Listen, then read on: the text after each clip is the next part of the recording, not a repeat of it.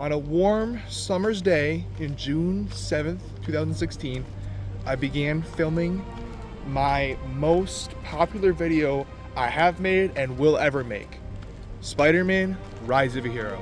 I wanted to celebrate this event, this film turning 10 years old, by going down memory lane and going to different spots where I filmed the movie, where I started filming and began a project that I could never dream of becoming so popular. I would just love to just go down memory lane and go to the specific locations where I filmed all these scenes, talk about through them, my creative process, and how I went about making them. And yeah, this is just gonna be really nostalgic, so I'm really excited about doing this. We're actually coming up on our first scene here. In the first scene, I walked out these doors and ran down these steps and ran away. This was a deleted scene. It was implied that I was like running out of a high school or some building of some sort. I wasn't sure at the time. I didn't even have a script at that point. I just had an outline in my head. This technically wasn't the first shot I filmed, but it was the first shot I filmed outside of the apartment I was living at the time. I don't live in that apartment anymore, and I am guessing it just looks exactly the same on the inside. And it's honestly really nostalgic, just walking around in the same route I probably walked in when I originally started filming this. I'm getting a lot of weird looks from people driving around because they're like, why is there a 24-year-old walking around with a selfie stick? This is definitely the most different looking filming location. It almost looks nothing like what it used to. They painted the brick of this building all black, so it doesn't even resemble what it used to look like before. Like the brick up there looks the same as it did. The building right there, that looks the same. So you can tell this is the same alleyway that I filmed in, but you know, it's mostly different, which is too bad. It's pretty ironic that there's a bike here because I actually used my own bike to use as a stepping stool to achieve the effect of myself climbing up the wall, so I could just move my arm up, make it look a little bit more convincing that I was actually crawling up the wall. However, I cut away before I could climb anymore because I could only go so far with just stepping on one bike. But yeah, that's how I achieved that effect. And this is the filming location for the second shot that I filmed. There's the library where I filmed a scene of me researching the spider bites that me within the film. Unfortunately, the library is closed right now, and even if I did go in there, I wouldn't be able to talk because it's a library, and it's changed quite a bit since I originally filmed the fan film, so there wouldn't really be that much to show. I filmed a deleted scene on this corner right in front of the rental house, and I was just on the phone with Aunt May saying everything's okay. All right, here's another minor filming location, but this is the spot where Spider-Man's walking away with money, saying he got ripped off, and then he's like, oh, it's not my problem, and then someone gets shot, and it's Uncle Ben. But hasn't been established at all who's getting shot, what's going on, so right now we're at the cemetery where Peter Parker goes to pay his respects to Uncle Ben at his gravestone. This was the farthest location from everything else, making it very unique because this is the only scene I filmed here, and it was very hard to find where I actually filmed this scene because, as you can see, there are a lot of trees and a lot of gravestones, and they all look very similar to each other. So I was walking around this area a lot trying to find where in the world did I film this scene. But this was actually a scene I kind of filmed on a whim. So after I got a haircut, so my hair looks pretty good in the scene that I filmed there. And my dad helped me film it, so that's why it looks way more professional than the rest of the movie in terms of the cinematography. We even saw a crow that was on a gravestone. He was like, hey, this is kind of cool, should we film it? I was like, yeah, sure. And I kept it in. It doesn't have to do with anything, but it looks cool. I'm not gonna go to the actual gravestone where I looked at Uncle Ben's grave. One, that is kind of disrespectful, and two, I have no idea where I would even find that. I think it's like somewhere over there.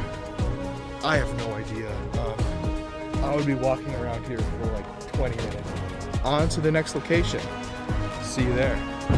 This is where I filmed one of the final shots of the movie, where I ran from right about where the camera's standing all the way down there. For the most part, the skyline is mostly definitely the same outside of that large, ugly looking apartment building right there. Not even completed yet, but that's besides the point. This is the tallest point that you can publicly access in this little big town. And actually, there's even another shot that I filmed just over there in the same scene, so check it out.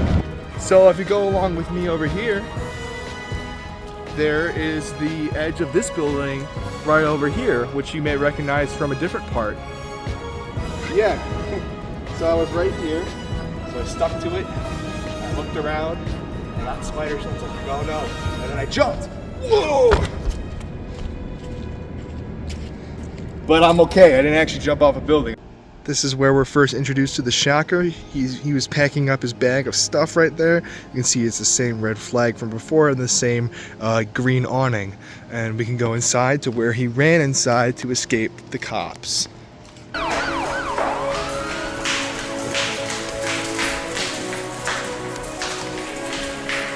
There used to be some kind of yellow door over here before there was an elevator. I can't find where that original scene was filmed of him running around.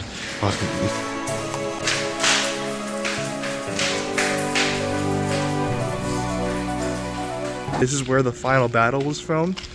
I'm pretty sure it was right here where I was fighting Shocker, and there's a shot of me holding a backpack looking up here, and I drop it down to him for some reason. But yeah, this is the exact spot where we fought each other. I think he was throwing some punches and I was dodging him over here, and then like right here he started like shooting blasts at me, and then I started jumping over them and dodging them. Originally where it started was right over by this door. And then he sees Spider-Man for the first time, and I was standing like perched atop this yellow post for some reason. We filmed that like right here. It's like, it's a fight you want, it's a fight you'll get. And then we fight over here, I run over here and I like punch him, and we fight a little bit. You can actually see someone walking in the background at that part, I think. And like we fight over here. It's truly just a lot of fighting. There's not much to say story-wise, but in general, the entire final battle took place within this location. It was very cool, very remote, not a lot of people. This looks more like something you'd see in Batman, like some robbers running up those stairs to escape Batman. But I don't know, I thought it fit the scene pretty well, and funnily enough, it looks exactly the same as it did 10 years ago. Literally nothing has changed outside of the businesses that reside in this building. But yeah, that's about it. So that was really fun. I loved going down memory lane. I think I'll upload a part 2 to this retrospective, this 10-year retrospective of Spider-Man Rise of a Hero. Just maybe like a director's commentary, just going over the film itself.